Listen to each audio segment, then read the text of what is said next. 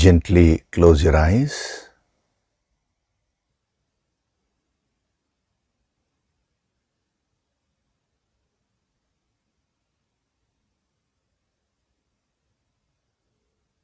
Do deep breathing.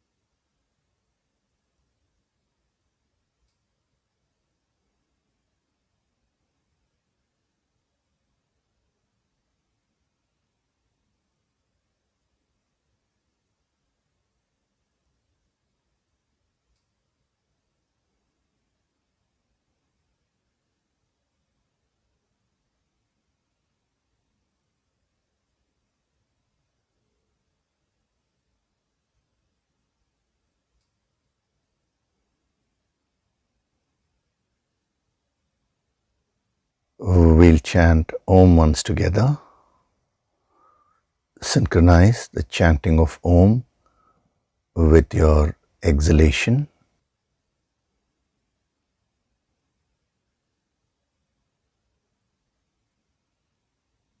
Breathe in.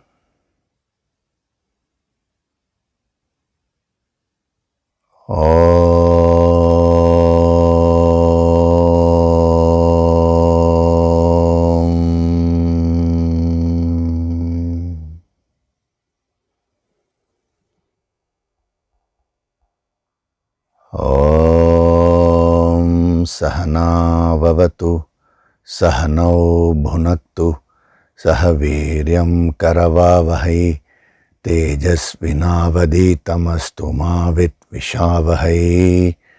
Om Shanti, Shanti, Shanti.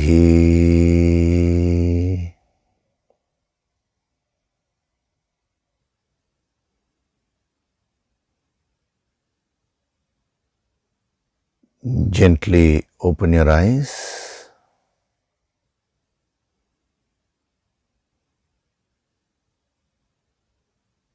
We'll chant from verses 11 to 15 of chapter 3.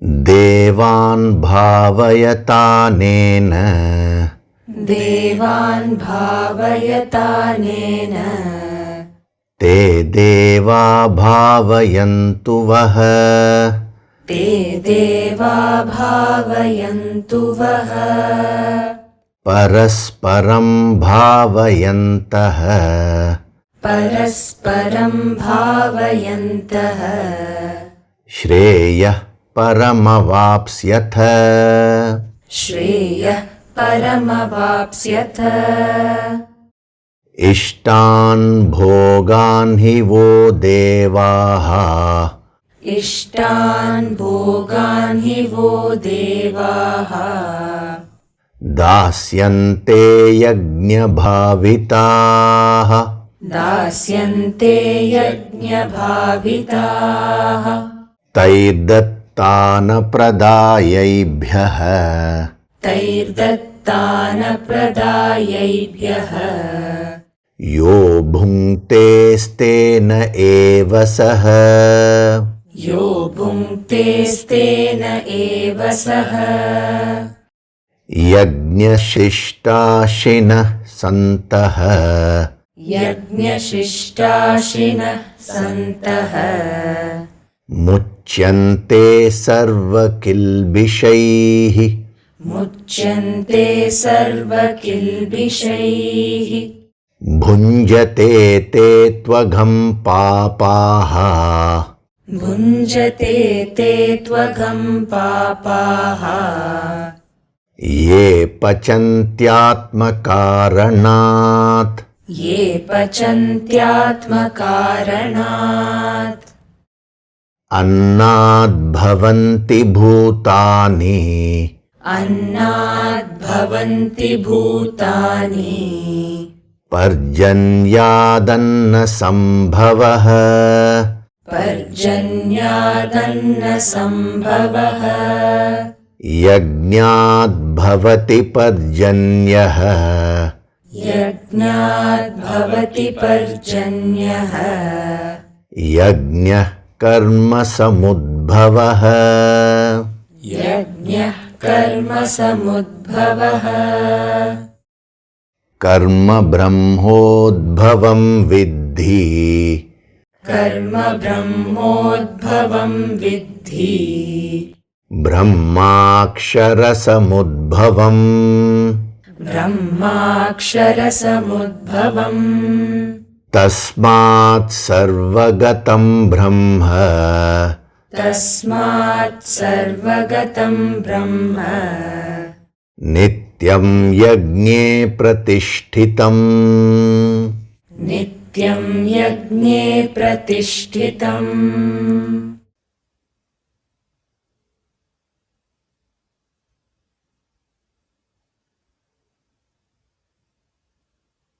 Hari Om, and a very good day to all of you.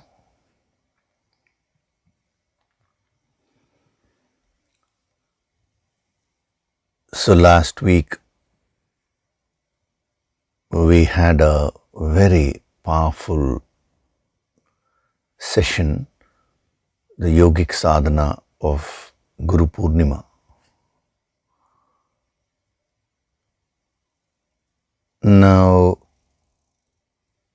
as you advance in the spiritual path,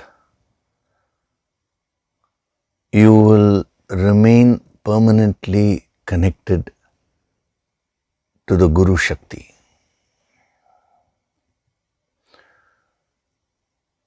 The Guru Shakti will form a protective layer around you.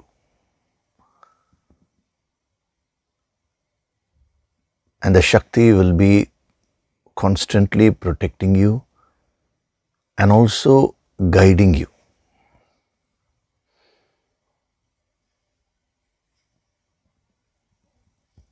Till you reach that state where you are firmly established in that connection,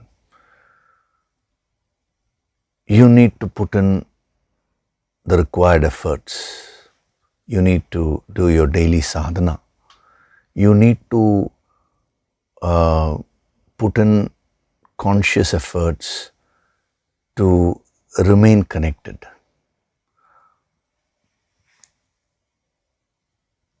The mind, with its varied desires, varied emotions, and varied thoughts, pulls you away from your chosen path. So you will be putting in consistent efforts in one direction. Suddenly, someone may come and say something, and your mind will accept that. Say something to disturb your faith, or some incident can happen in life due to limited knowledge, limited understanding. The ignorance can cover the intellectual clarity, and that can make you disconnected. These are all challenges which sadhaks face. That is why I am covering that. So whenever something negative happens, whenever something unpleasant happens, it could be an unpleasant incident, it could be something which you read in a book, or some program which you may watch, and some dialogue in that or some incident in that program can affect you. See, the triggering factor can be so many things. So whatever be the triggering factor, you as a sadhak should keep this in mind, that I should remain consistent in my path. I should consistently or unwaveringly have this faith. So whenever you find that forces come and try to dislodge your faith, that is a time where you need to insist to your own mind, to yourself. You need to insist in a very strong way and intensify your sadhana.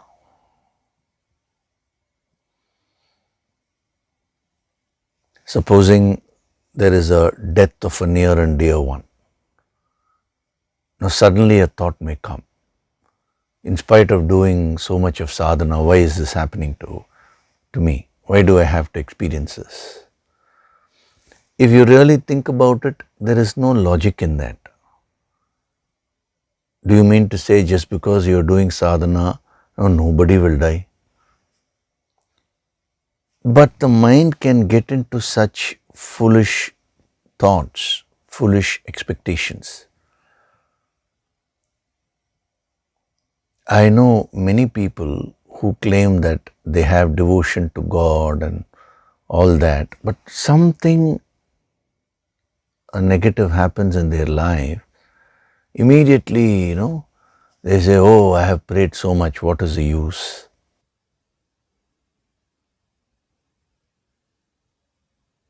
I am taking an extreme example of someone, some near and dear one passing away. But it's only a gradation of challenges. So even a small challenge can dislodge your faith. So whenever your mind loses its balance, now it will get disconnected. It will get disconnected from the higher energy, it will get disconnected from the Guru Shakti also.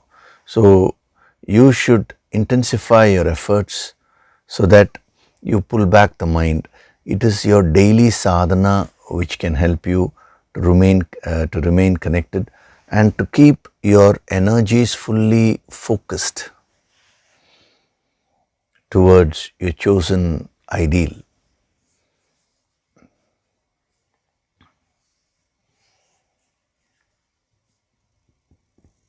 So if you think with a little bit of clarity, actually whatever doubts which the mind is getting is actually baseless.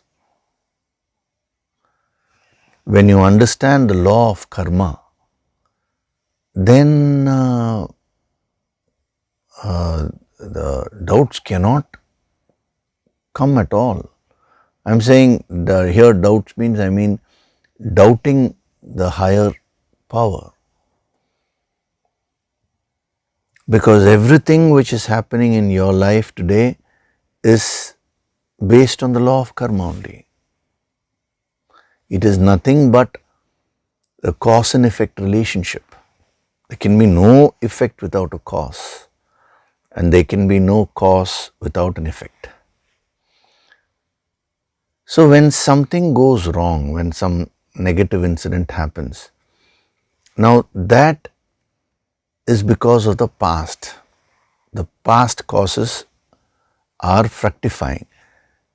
Now if you react negatively, the mind will get disturbed, but now I'm talking of the choice which you take. You have a choice whether I should intensify my sadhana, release all this, or should I now take a break. Actually, you will not go through this process of choosing in such a way. It will happen so fast that you will get carried away by the force of the incident. But as a sadhak, if you keep your the energy of vigilance, quite strong, you will be able to spot it. So if you choose to intensify your sadhana, then the same experience will help you to become more mature. It will help you to understand life better.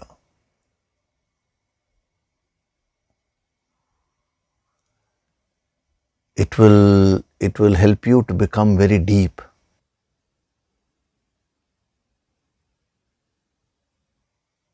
So the idea of doing sadhana is not mere fulfillment of desires. Because as I told you, desire, see the word desire in English is not really conveying the way the mind functions to its fullest extent. So in Sanskritam language, specific words have been given. They have used the word kama, they have used the word ichha. Ichha, see both the translations are same only, desire, desire. But ichha is a positive force, kama is a negative force. Kama means uncontrolled desire. Ichha means desire coming out of will. You choose. You are the master of whatever is happening. So the sadhana will fulfill all your ichhas. If we translate it to English, desires only. But the sadhana will not fulfill your kama. Kama means uncontrolled desire, because that can harm you. See, this higher energy is an intelligent force. It's consciousness itself. It's coming from the infinite consciousness, the healing Shakti. So, when we invoke the higher Shakti, it will do whatever is good for you. So, if your desires are harmful, now it will give you opportunities by which you can correct yourself and you can change your desires. Or your desire per se may not be harmful, but you are too much caught up with it. That's what we mean by uncontrolled desire. You are too attached. Then again, this Shakti will not fulfill your desire. Rather, it will give you opportunities by which you can become more detached and objective. And when you start becoming objective, then you will find that the desire will get fulfilled, because the kama would have got converted into ichha. So many factors need to be considered. But all this clarity will go away when you are caught up in a problem. When a problem comes in your life, that is the test for a sadhak. You see, this is not applicable only in the spiritual field. This is applicable in any field. Even in the worldly fields, you see the successful people. It's not that their path towards success is always a bed of roses. No. Every achiever would have gone through so many challenges. Many people would have discouraged them. They would have faced external issues. Sometimes they would have felt that they had certain opportunities which were spoiled by others. Sometimes they would have, they would have put in a lot of effort, but the results would have been contrary. The circumstances may not have supported them in certain case, especially in the initial stages. But they are achievers because in spite of all these challenges, they didn't lose their vision. They were very clear about what they wanted. That is the ultimate goal. I mean, ultimate means that is from that limited standpoint, whatever their goal is. This is my goal, and I am not going to, get dislodged from my path towards achievement of that goal. Whether you take a sports person or a musician or a dancer or an painter, whatever be the field of business, you will find that people who are achievers are those who have put in tremendous efforts in spite of the various challenges which they faced. If you say, I will put in efforts when there are no challenges, whenever a challenge comes, now I'll slacken my efforts, then you cannot be an achiever.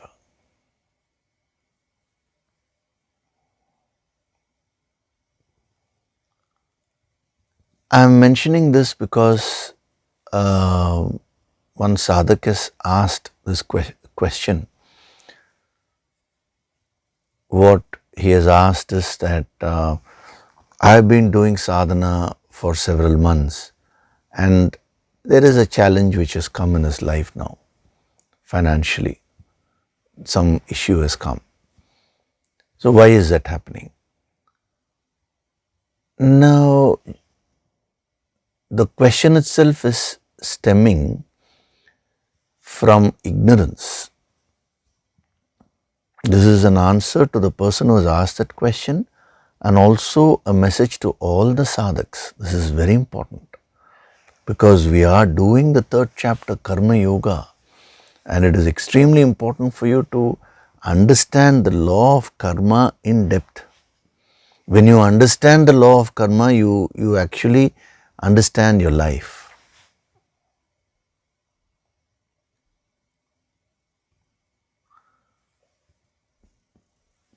So sadhana is meant first to give you that inner strength to face the challenges of life. Just because you are doing sadhana, that doesn't mean there will be no challenge in life. If there are no challenges in life, you will never grow. So if you are facing some financial issue, it is because of some past mistakes. This is a direct answer to the person who has asked that question, because when I scanned your energy and saucer, I could see that several mistakes you made. Now, this is an opportunity. Nature is giving you an opportunity to correct those mistakes. Instead of doing that, if you stop your sadhana, that is, it's a choice, If you stop doing your sadhana, now you will only react more and more negatively, and you will increase your karma. When I say karma, in this case the karmic deficits, because that is the topic which we are seeing now.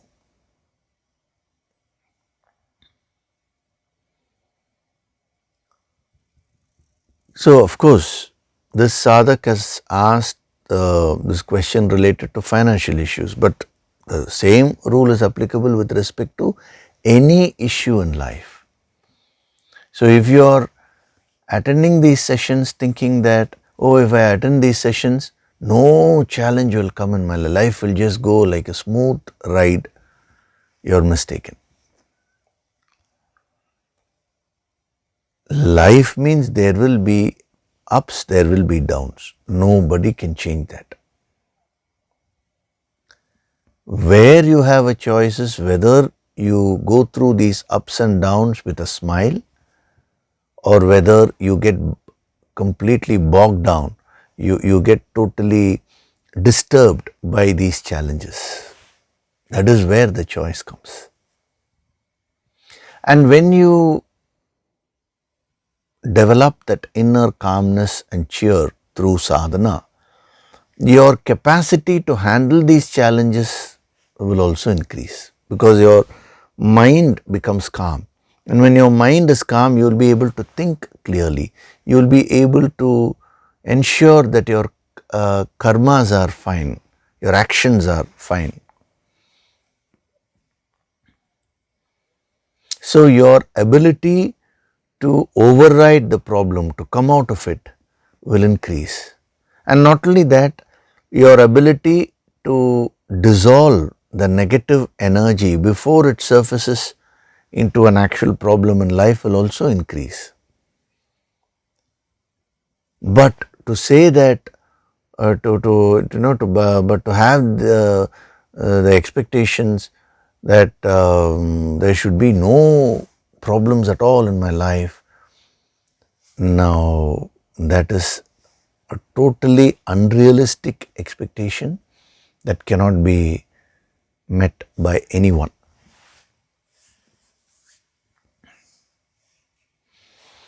The very Bhagavad Gita was given by Lord Krishna to Arjuna to give him that inner strength to face the challenge which was in front of him, which was a world war.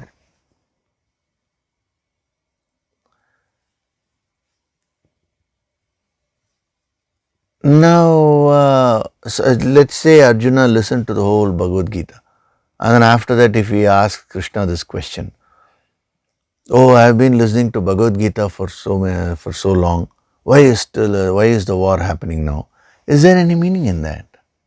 The very wisdom is meant to create that inner strength and inner clarity, not to avoid challenges.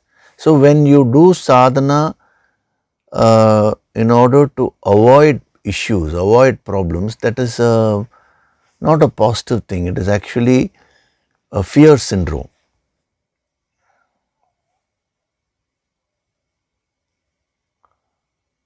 See, when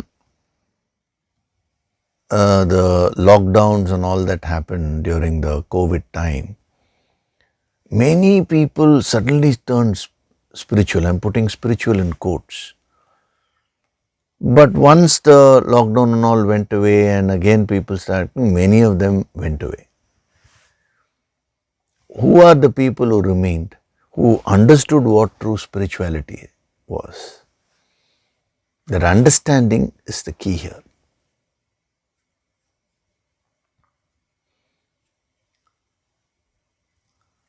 So life means there are going to be issues, because at every step you are in you are in the cycle of cause and effect, and it is these challenges which will help you to move up further. The struggles of life actually chisel your personality, provided you have the right attitude, and that right attitude is built through sadhana.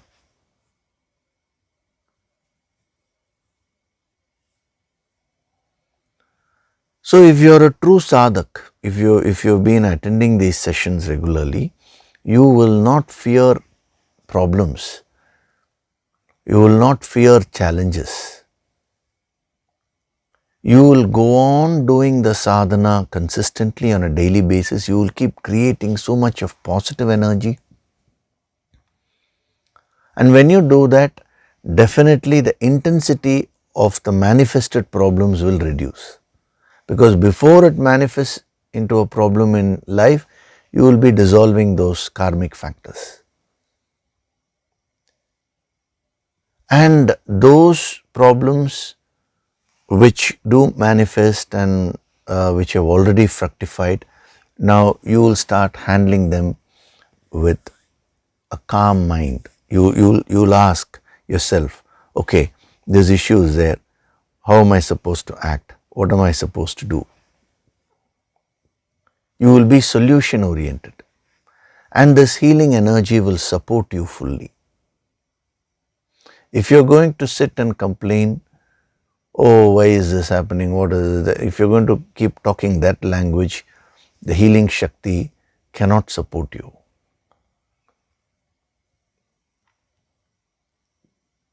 Please understand what the law of karma is.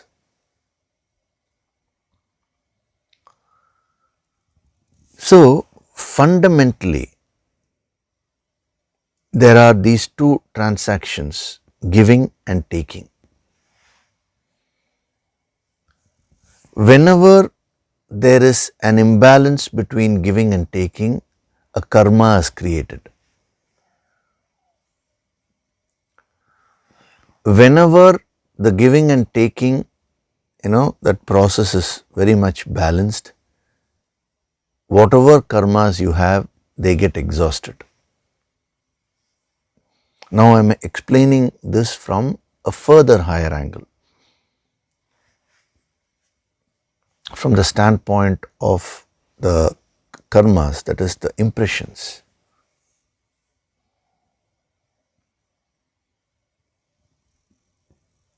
So if you can understand right now karma as an issue, a problem, let us say, a discomfort or problem, this is just for the analysis sake. Now we'll take a simple example like breathing. I am giving this example to illustrate whatever point was mentioned earlier. So breathing has two processes. One is the inhalation, taking, other is exhalation, giving. Now both the inhalation and exhalation have to be balanced. They have to work in a coordinated way. Only then you will get the desired effect. Supposing there is an imbalance between inhalation and exhalation, what will happen? There will be a disturbance in your system. If you are inhaling, you are not wanting to exhale, or you are just exhaling, you are not wanting to inhale. Now that can cause a lot of issues. So when those issues happen, that is what these yogis call as karmas.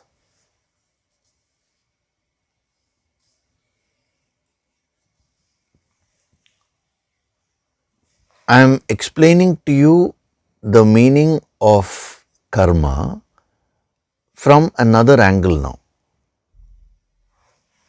See, when we see the different dimensions, when we see the different angles, that is when you get a full understanding of that principle.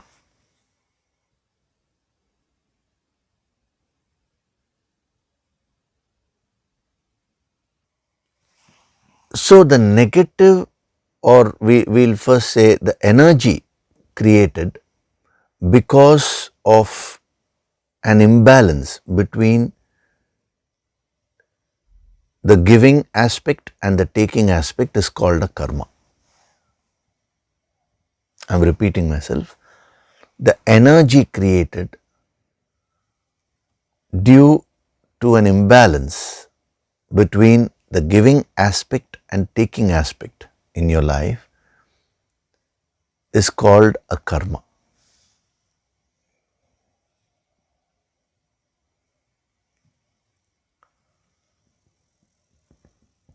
Now, when there is a lot of imbalance, what happens? You create enormous amount of energy within the deeper layers of your personality. See, just as you have a physical body, you have what is called as the astral body inside, the subtle body. Then you have the karana sharira, the karmic body.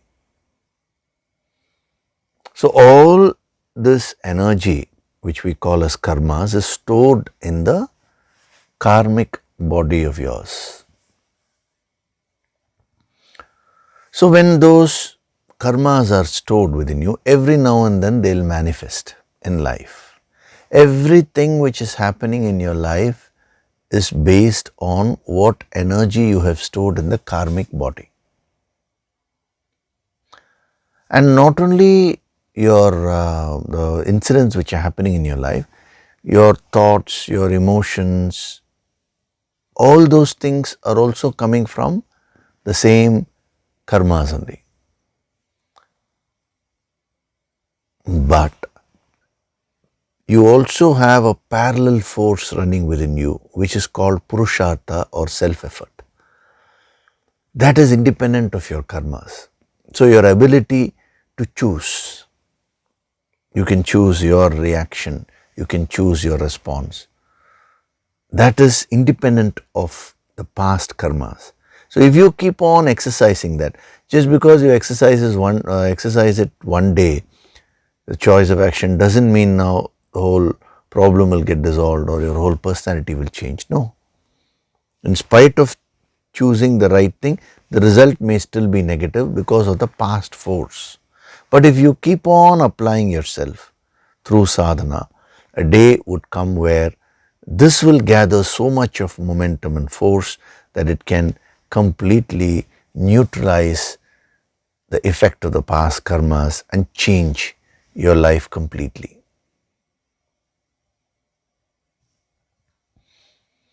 So you would have experienced this in your life. When you keep doing the sadhana on a regular basis, you will find that after a year, those issues which you were complaining about 1 year back, now suddenly many of them have disappeared.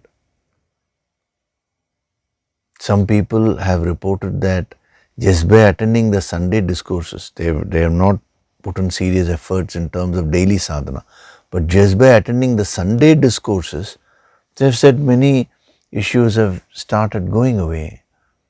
Why? Because they were able to absorb this wisdom, and it's not mere attending, definitely they would have practiced these principles in their life. Otherwise, results will not come.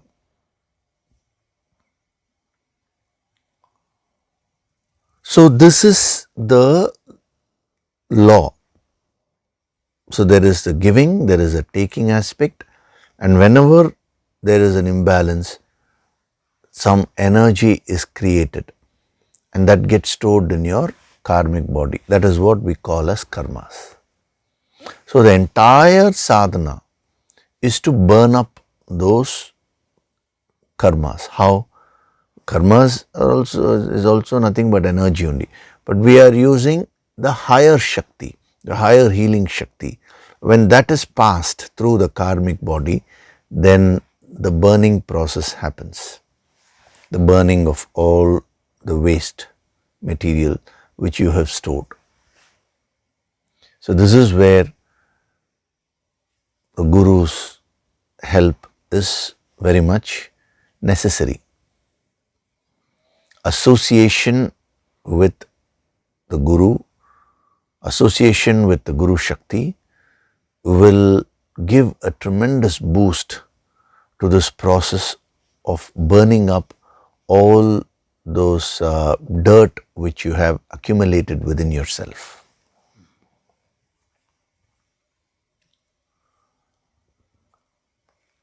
So our yogis have given certain steps in terms of achieving this. So when your karmas become zero, you merge with the infinite.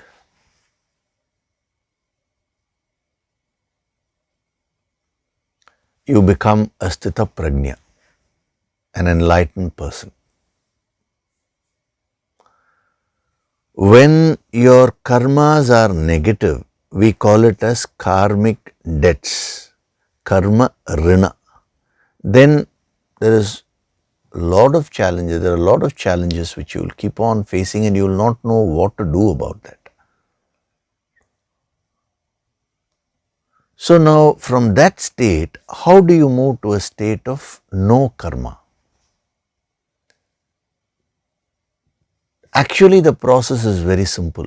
If you just allow all the karmas to get exhausted through suffering, now the karmas will become zero.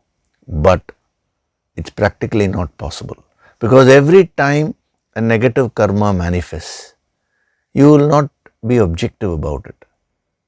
To maintain that state of peace, calmness and objectivity throughout is next to impossible.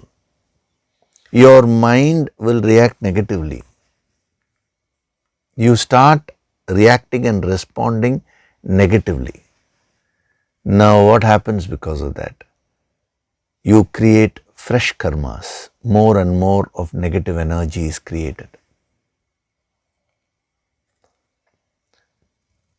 So even though from a deficit if you come to zero, it on paper it is very simple, but practically you will find that it is impossible to achieve that.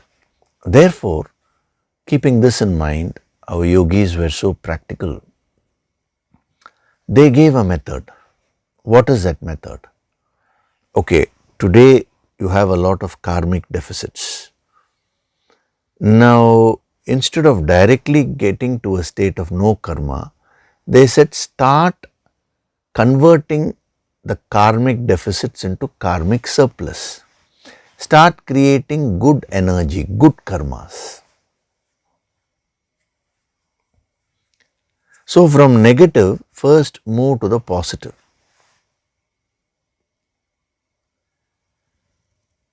Now, that positive or goodness which is being mentioned here is only relative because it is with reference to the negative. See, how will you define what is positive? Something which is not negative. How will you define what is negative? Something which is not positive. So, they both go together only.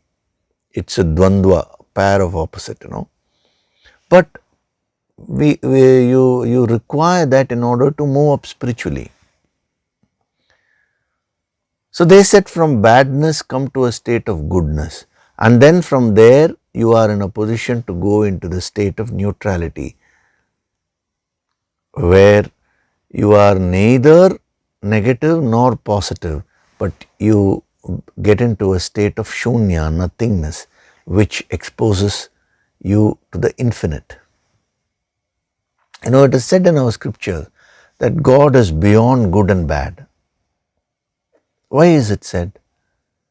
Because goodness, the concept of goodness is relative to badness. As long as badness exists, we will talk of goodness. As long as goodness exists, we will be talking of badness. They are relative concepts, whereas the infinite is an absolute principle. It is not a relative concept.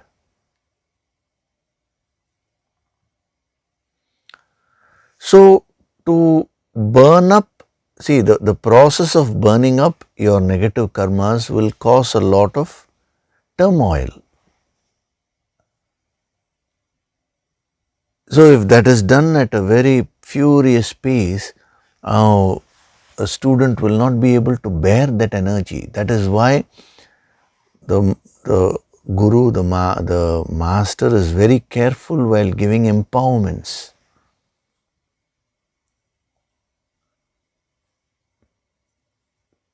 The highest empowerment cannot be given straight away because that will start burning up the karmas at such a furious pace, you will not be able to bear it. So, side by side, the master asks you to do your sadhana so that you convert all the negatives into positives, and then you are in a position to go beyond the limited concept of positive also. That is the infinite.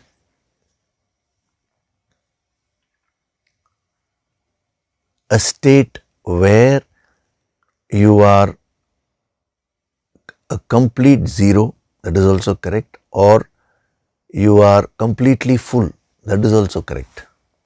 That is a state which is beyond all words, it is beyond all definitions. You can't define that state.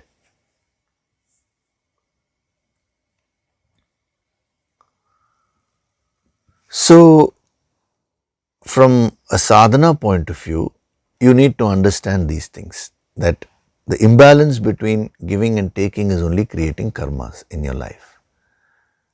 And today, I will convert those karmas into positive karmas first, so that I will reduce my suffering in life. Then I will be able to better focus on the higher.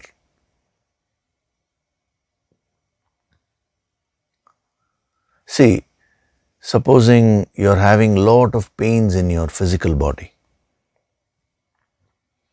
Now to sit and focus on the higher becomes very difficult, because when you close your eyes, the focus will go to all the pains only. If you are having a lot of emotional pain, emotional wounds, now the moment you close your eyes, those wounds only will come out. How can you think of God? If you are at a very advanced stage, it is possible. Because some people ask, Sir, Ramana Maharishi, he had this issue, still he was physically, some issues were there. But still he was a great Maharishi. Now my counter question to those people who are asking such questions is, are you at Ramana Maharishi's level? Ramakrishna Paramahamsa, he had throat cancer. In spite of that, he was. Are you at Ramakrishna Paramahamsa's level? Be practical. See, in the path of yoga, we should be very practical. We should know what our level is and function from there. If you are at that level, you don't even require all this, because you will be all the time meditating on the self. 24/7 you will be doing sadhana. Is that happening today? So, it's easy to, ask such questions. But my request to you is, you be brutally honest with yourself and examine yourself. Then you will get your answers. So why have these great yogis prescribed all this if it is so simple? Just think of God, all your problems will disappear. Over, finished. It's not so simple like that. Your karmas prevent you from thinking of God. So what do we do? Remove your karmas. Over. Is that wisdom? Will that help you? What do I do to remove? This is the process. Convert the negative karmas first to positive karmas. How?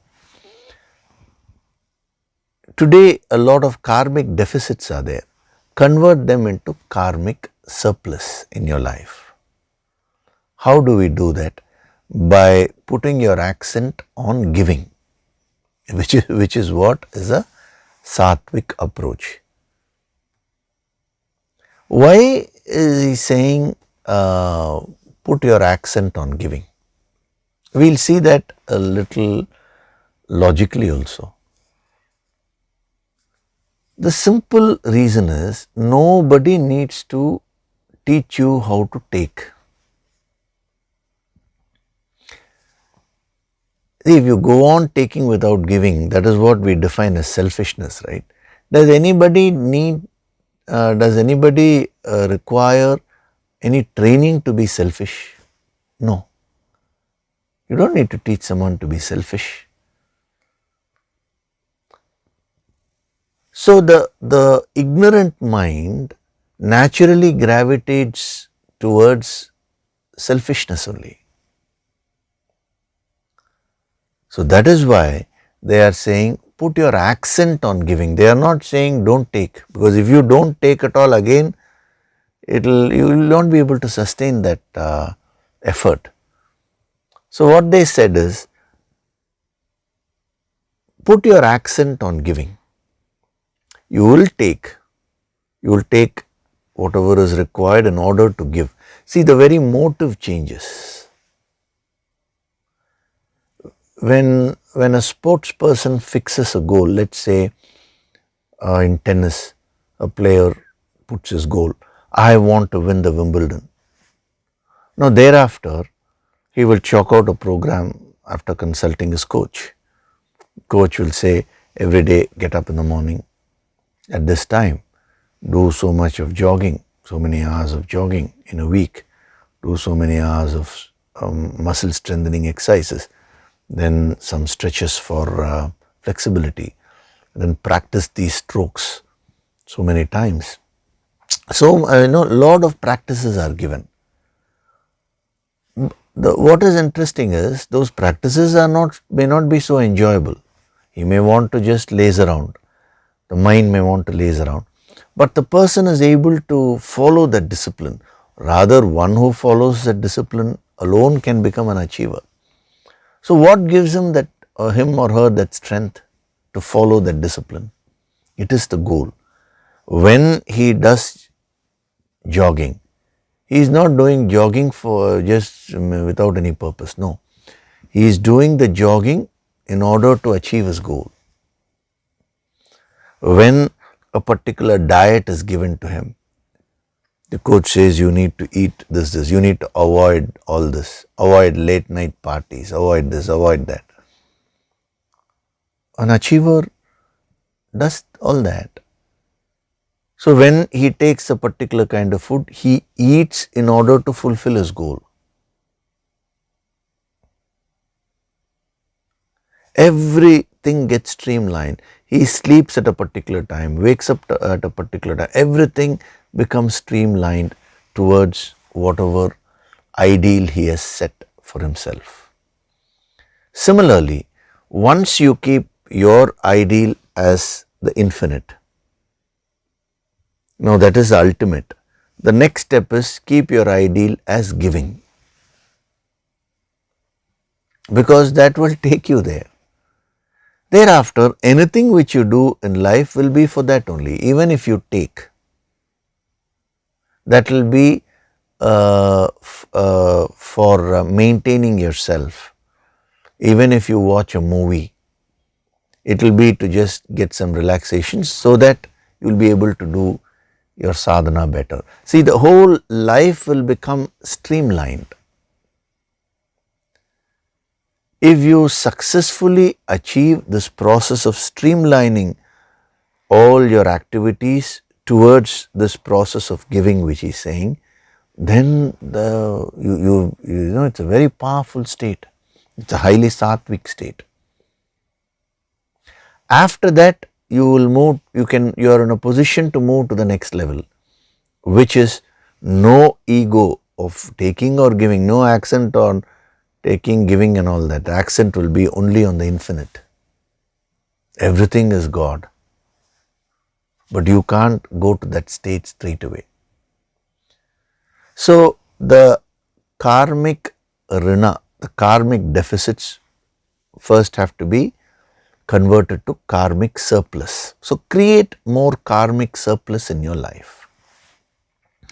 How do you create surplus? For that you need to avoid deficits. That's why I gave you the mechanism, how a karmic deficit is created. Whenever there is an imbalance between giving and taking, a karmic deficit is created. You would have, you definitely, wherever you have an issue, whether it is a health issue or financial issue or relationship issue, career issue, whatever it is, you would have created an imbalance. You would have either not done what you ought to do, or you would have done what you ought not to do.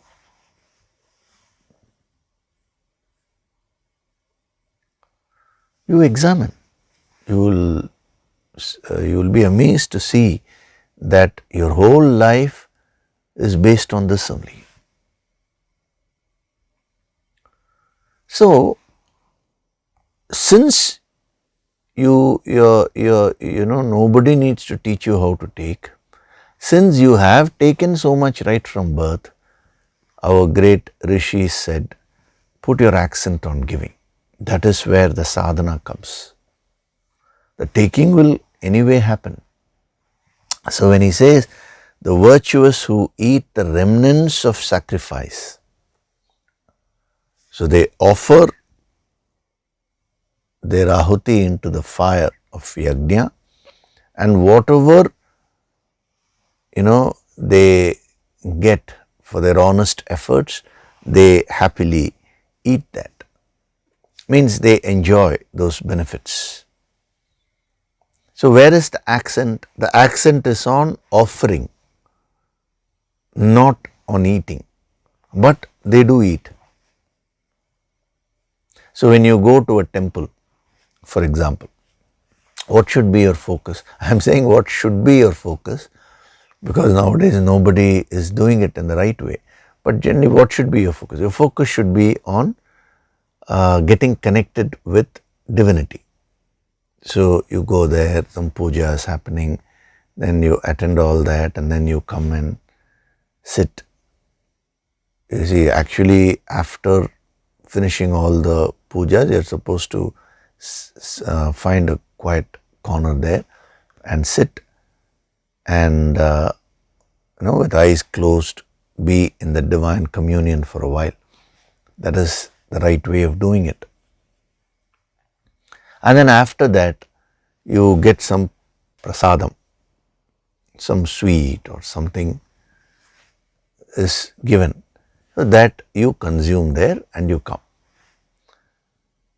Now, what is your focus? Supposing a person goes to the temple just for the sake of that prasadam. They give really good tamarind rice. I've seen people talk like that, The Kovil, super puliyodara. I mean, in that temple, really wonderful tamarind rice they give. So now, what is his focus? He is focusing on that food. So, a true devotee who goes to the temple also will eat that, but his focus is not on that. His focus is on the higher. That is all they are saying.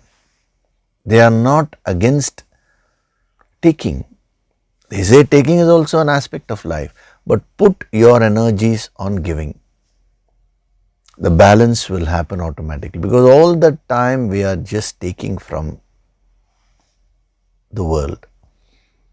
Right from birth till this moment, we are going on taking. So consciously, when we start putting efforts to restore that balance by putting the accent on giving, you will find slowly your whole life will become balanced. But you will start developing an ego of giving. So then the next stage of sadhana is applicable. No ego of giving also. It is all God who takes, God who gives. That is a further advanced sadhana. So when it comes to the karmic debts, our great yogis have divided, it's called rina in Sanskritam language. They have divided this into 5 types, 5 categories, we can say.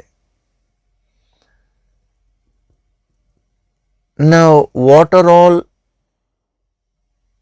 the debts we are having in life?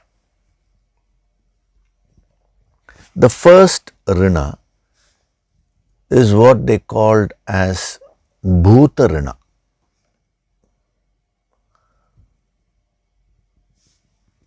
What is the meaning of bhuta rina? Rina means debts. Bhuta means first the five elements. Not only that, all the beings, everything is covered, where all the objects, all the beings, different creatures, everything is covered when it is said bhuta rina. What do they mean by that? Your very existence is dependent on an ecosystem. If there is no balance in that ecosystem, if there is no ecological balance, you cannot survive. So we should first recognize that the very fact that we are existing is because of the functioning of the various forces. Just imagine if the 5 elements were not to function properly. Can we exist? No. Have you ever paid your gratitude?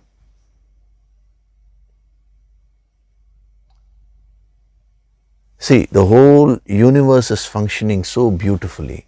If something goes wrong somewhere, we will be directly affected. See, the earth is moving around the sun. Supposing the earth stops moving or the earth goes too close to the sun, there will be total chaos here. So, this is our first debt. Bhuta Rina means we owe, our existence to the nature, to all the creatures, all the animals, all the plants, all the birds, different species, every creature is contributing towards our welfare, either directly or indirectly. But we don't recognize all that.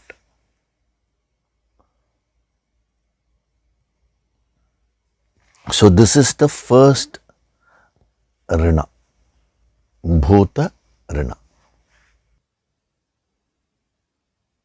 The second type of Rina, which our yogis have mentioned, is called Manushya Rina.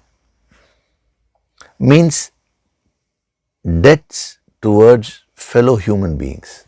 Manushya means with respect to human beings. Out of all the creatures, generally we are indebted to all the creatures in this universe. But out of all the creatures, whom are we directly interacting with on a day-to-day basis? Fellow human beings. We are indebted to them. Just imagine a world where only you are there, no other human being. Would you like that if you can just visualize it?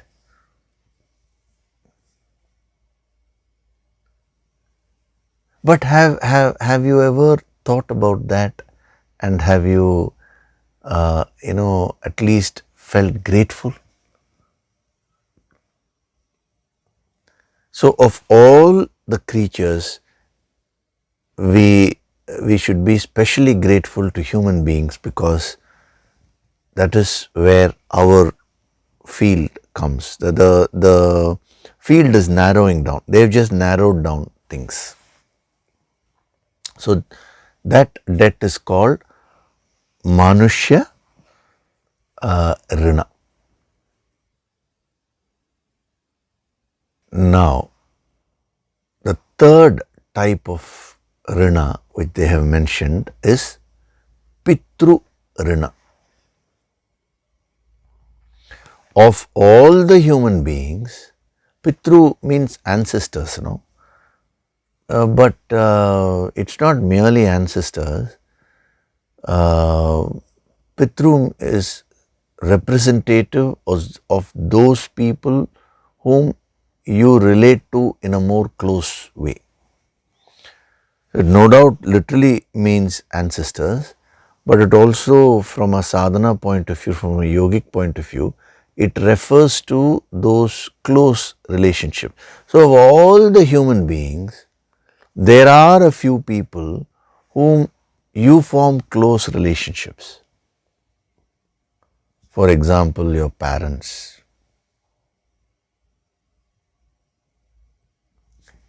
They have included all the ancestors, which means grandparents, great-grandparents, everyone, entire, set of ancestors. But from a sadhana point of view, you should go a little more deeper.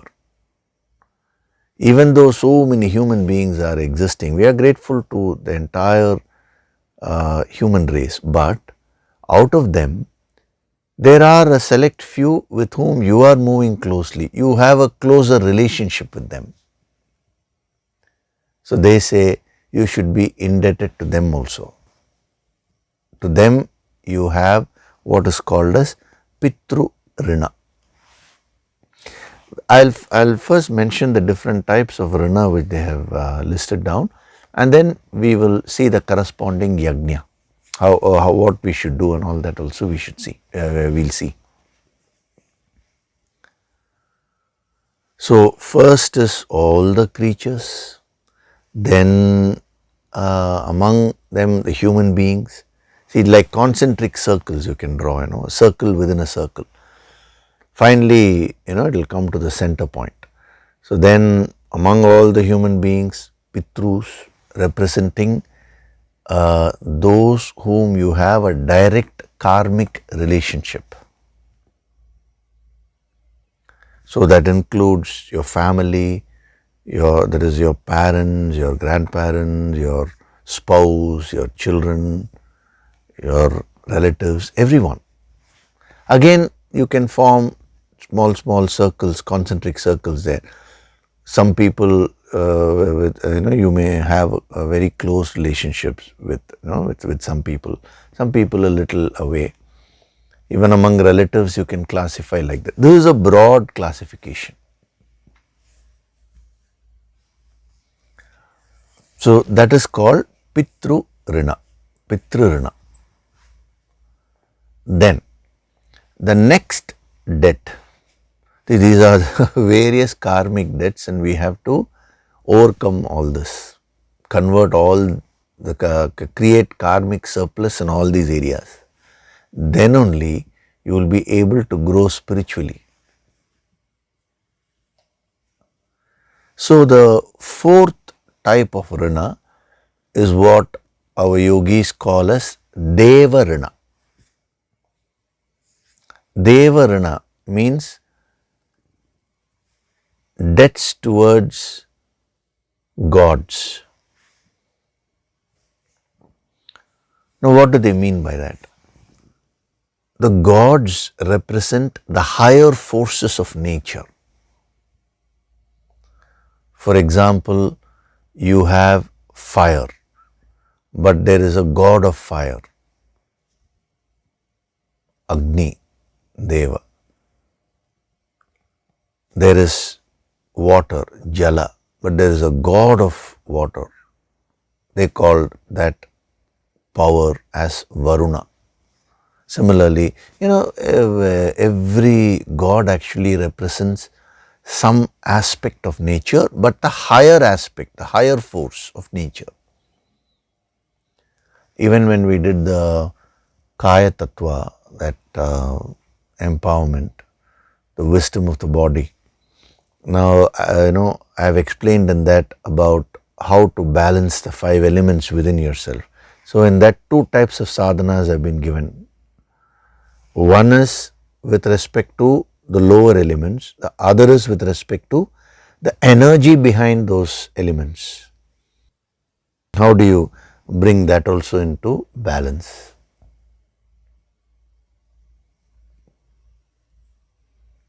Our yogis have gone very deep into this. So all the higher forces of nature, if they stop functioning, then we cannot exist.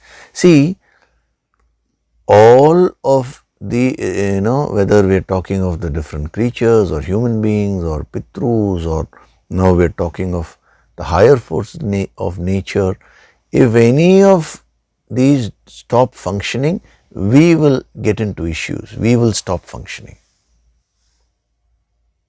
It will hit us. That is why he is saying it is a rina, debt.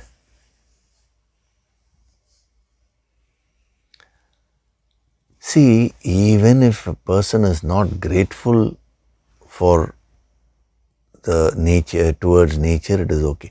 At least you can avoid going and disturbing nature. No? See, today most of the issues in the world are because as human beings, people have lost that gratitude and they are disturbing nature.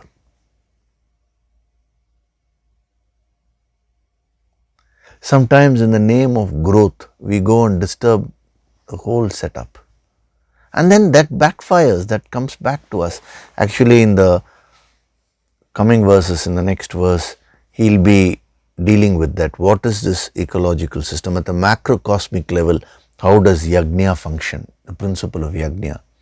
Beautiful explanation. We'll see what the sadhana message is there. What are the different sadhana messages embedded in that verse also.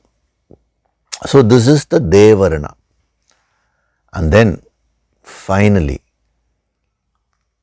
they have given one more Rina, that is called the Rishi Rina. Rishi means those great masters. Rishis refer to those great masters, the yogis, siddhas, who have spent so much of time in doing tapas and perfecting themselves.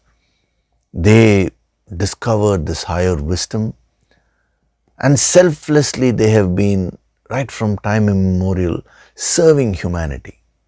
Whenever a rishi sits and meditates, now he does not meditate for himself, it's not for personal benefit. They keep on giving unconditional love, and that healing energy keeps emanating from their personality and spreads to the whole of humanity. It is the tapas of these great sages, the great yogis, that keeps the world in balance. Whether you recognize it or not, it doesn't matter. It doesn't matter to them. They do this work totally selflessly, without any expectations. Every day when a yogi sits and meditates, he thinks about the welfare of everyone, everything. So among all the human beings, a rishi, a yogi, a spiritually evolved person is unique, is superior, he says. A rishi is superior to even the gods. A yogi, because he is doing sadhana. So we have debts towards these great, great masters. See, right from time immemorial, how many masters have come?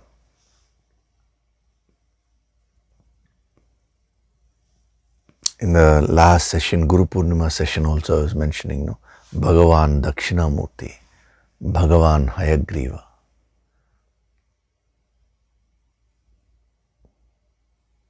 Bhagavan Matsyendranath, Bhagavan Gorakshanath. We can keep on going.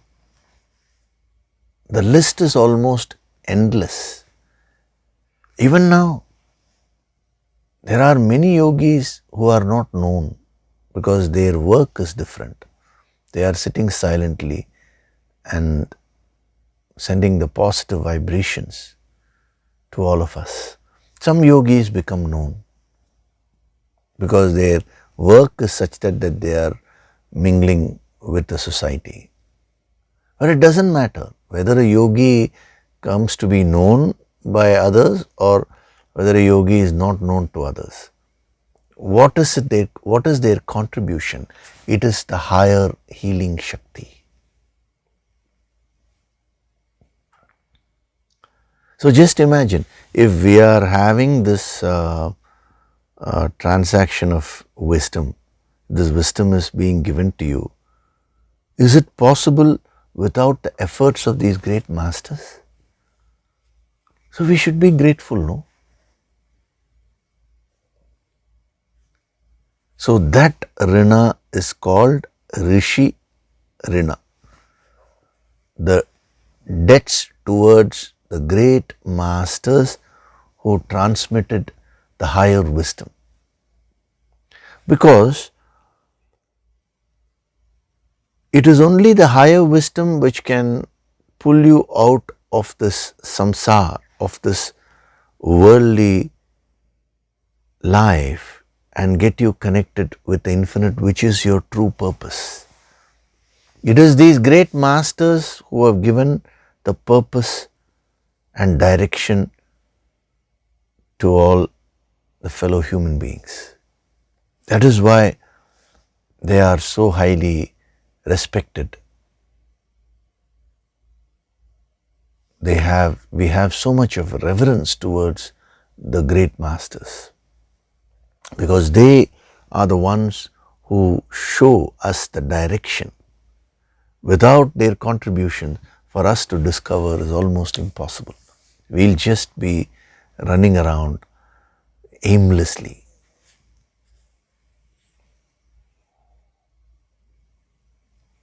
So these are the 5 types of rinas or debts which our yogis have given. So number 1, bhuta rina. We are indebted to all the creatures. Manushya rina, number 2.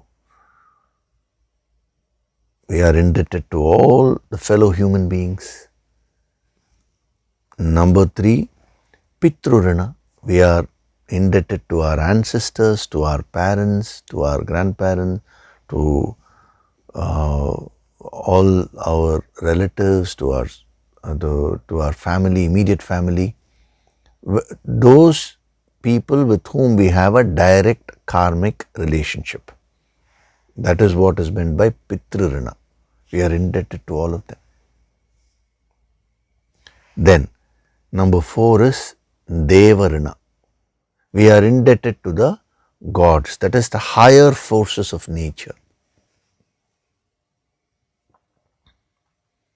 And then 5, rishi rina.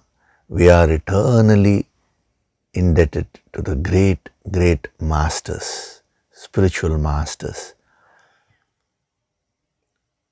who have been and who are continuing to be totally selfless, without any expectations. They have just been transmitting the higher energy. They have been transmitting this higher wisdom. So we are eternally grateful to them. So these are the 5 types of rinas or debts. So whenever you create, when you increase these debts, you are creating a karmic deficit. See, till now we were talking about karmic deficit in a general way. Now with this wisdom, you will be able to pinpoint and say, where do I have a deficit?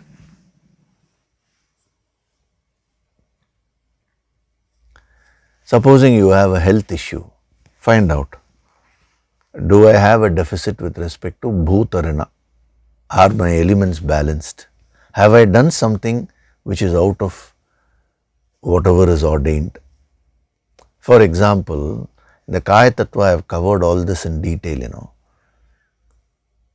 If you overeat in a consistent way, when you overeat, that can create health issues. So you are dabbling with the nature's creation, which is your own physical body. See, when your body has been created, there are certain rules, natural rules or laws associated with the functioning of the body. You should understand that and follow those rules, follow those laws. So the body requires a certain amount of food, certain amount of sleep. It requires so many things. So in Kaya Tattva, I think around entire 1 week was devoted towards understanding the requirements of the body, because then only you can set right those imbalances. So when you create an imbalance there, then there is a karmic deficit which is created. That karmic deficit can give rise to a disease. It's very, very beautiful, this piece of wisdom which you're learning. It can actually give you so much of clarity in your life. Supposing you have a relationship issue, it will come under pitru rina. Those people with whom you have a karmic connection. Have I created a deficit there?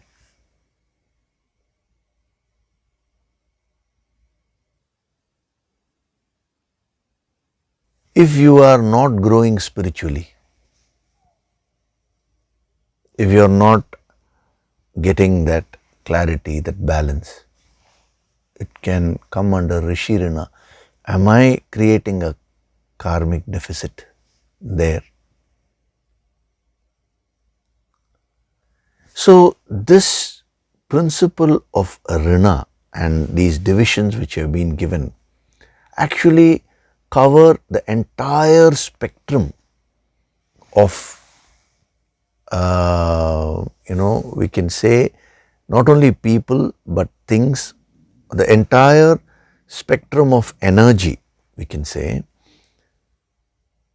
with which karmic deficits are being created by us unknowingly in our lives.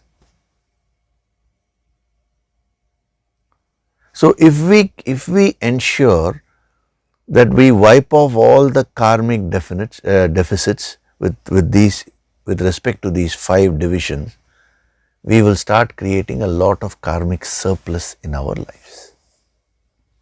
Wonderful things will start happening.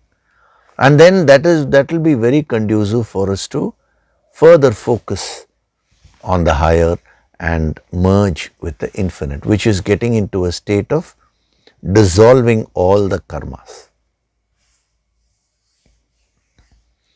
Even losing the ego of having a karmic surplus. It's dissolution of ego. You may ask me, sir, once a person gets into the state of infinite, does it mean from there onwards he will not create any karmic surplus? When he functions in the world, he will focus on creating karmic surplus only. But he will be disassociated from the process because he has surrendered his ego and merged with the infinite. So that is a higher state. We will leave that for now. Let's focus on this. So the 5 types of rinas or debts our yogis have given, and accordingly 5 types of yajnas also have been given. So we will see that in the next session, because you may ask me, sir, now my ancestor, let us say all my ancestors, now how am I going to now repay those debts? Okay, you are saying entire human being. No, somebody is there in the other part of the world. Now, how can I now do anything for that person? Is it practical? All the creatures of the world. Now, come on, let me repay the debt. How are you going to do that? That is where the deeper principles of yajna are useful. So, we will see that in the coming weeks. So, we will stop with this here. As a homework, you can take it up. You think about these 5 types of rinas. Absorb this these principles. How we are indebted to all the creatures. It's a beautiful ecosystem. How we are indebted to all the human beings. How we are indebted to those people with whom we are karmically related. Some of them we directly know, some of them we don't know, which is our ancestors, grandfathers. Who is that? You will not know. But without that person, you can't exist now.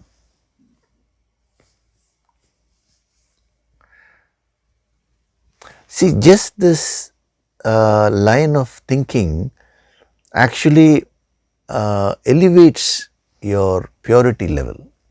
From the complaining mode, you will come to a gratitude mode automatically. That is why I am asking you to reflect on this. So that is the Pitru Rina and then Deva Rina, all the higher forces of nature.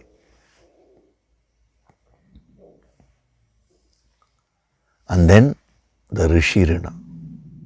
Why do we always say, I offer my gratitude to my Guru and all the holy masters? Every day when you do your sadhana, you should do that. Once your sadhana is over, you should offer your gratitude. So just think about this, and you come back next week. In case you are facing some issue, see what is the imbalance which you have created. It will be a very interesting exercise for you. Okay, in the next session we will see the corresponding yajnas, different types of yajnas they have listed down, and how do we further practicalize it in our lives so that we remove all our karmic deficits, create a lot of karmic surplus, and then move to the state of infinite, which is beyond karmas. That is going to be the path. That is the path of karma yoga. Karma yoga means moving from a state of karmic deficit caused by karmas, that is deficit caused by negative karmas, to a state of surplus caused by positive karmas, and then to a state of going beyond karmas. This is karma yoga, using the karma to unite with the infinite. Okay, so now we'll do the nididhyasana meditation. Gently close your eyes.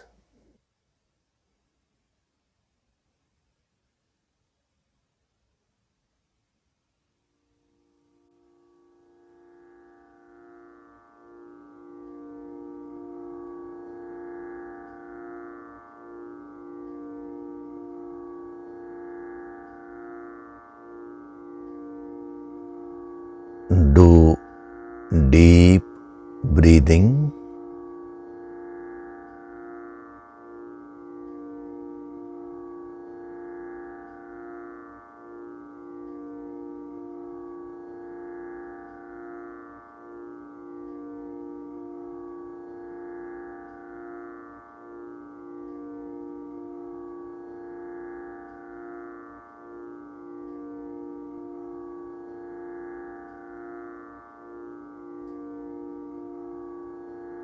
With every breath, I am becoming more and more relaxed.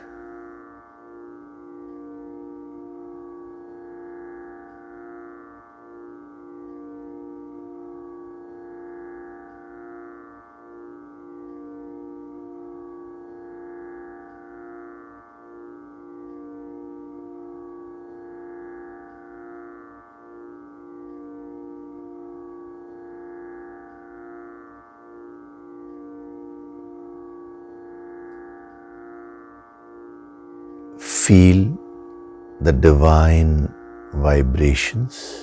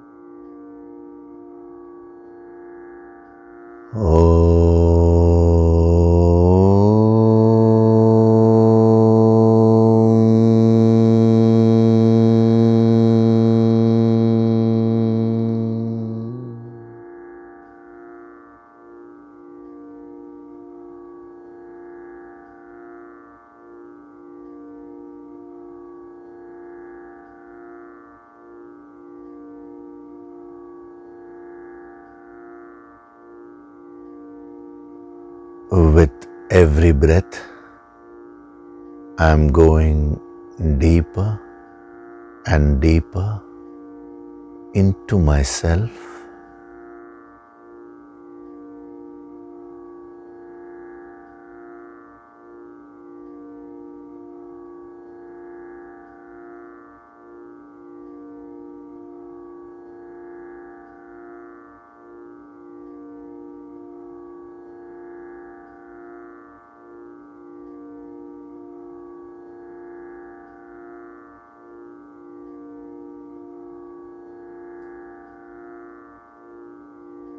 Beyond my physical body,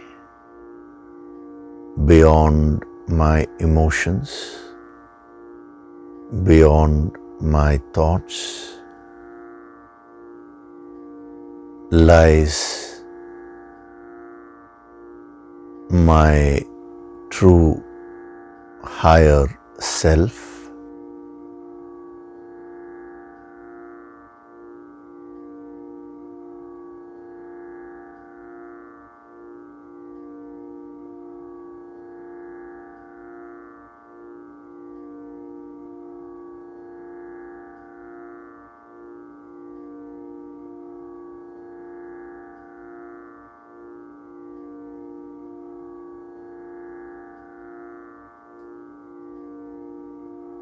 My higher self is infinite and divine.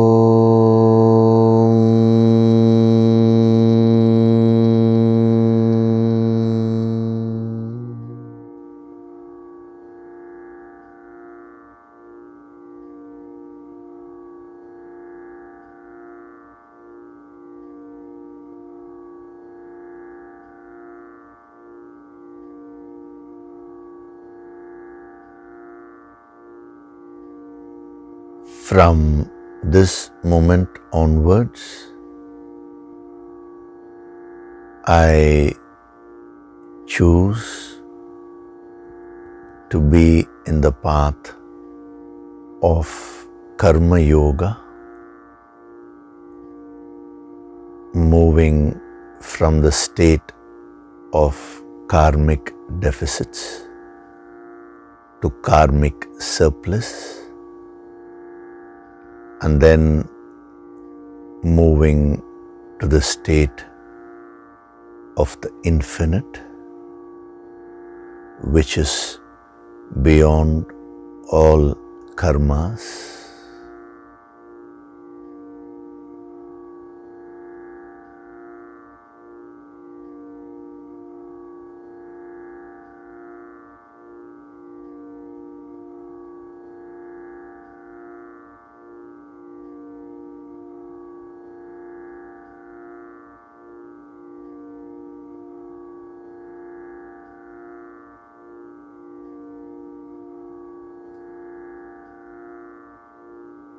I am Swayam Prakashit, self-illuminating.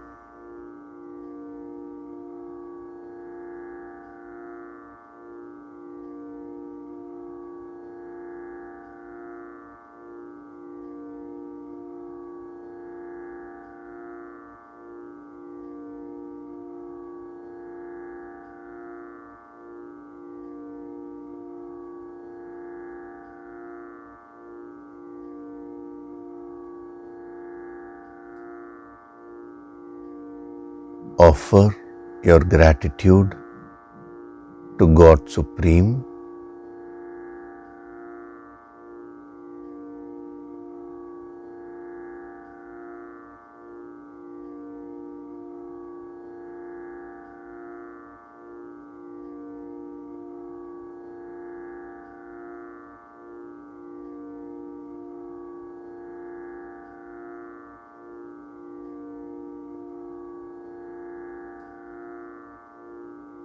Offer your gratitude to your Guru and all the holy masters.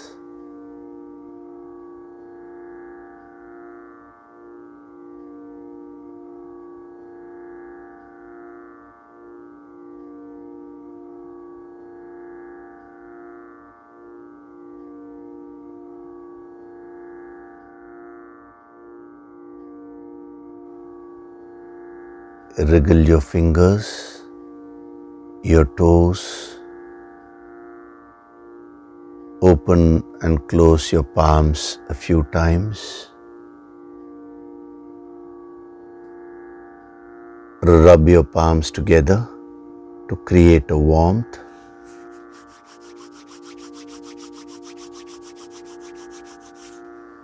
And cup your eyes with your palms.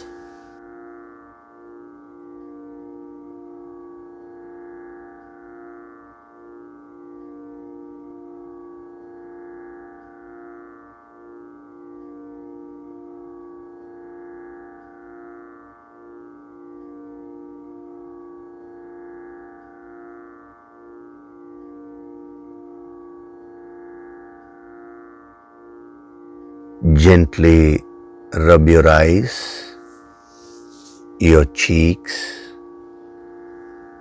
forehead, the top of your head, the back of your head, your neck, and slowly open your eyes.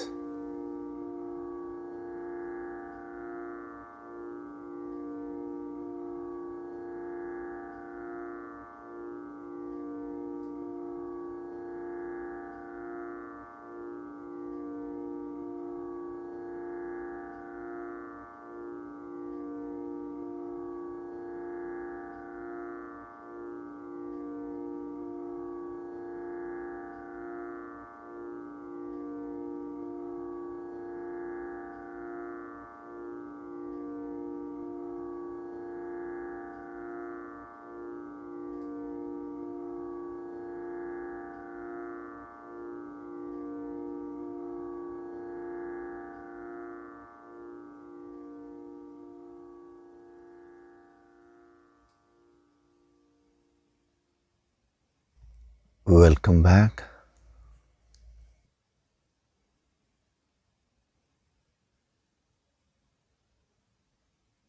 So today, some very important principles have been given to you. The process of the creation of karma has been explained from the standpoint of parasparam, giving and taking.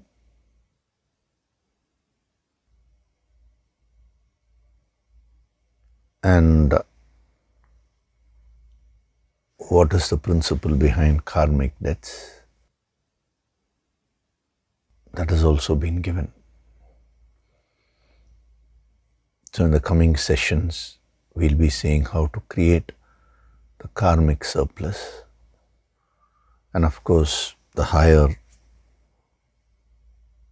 level of karma yoga is going beyond karmas.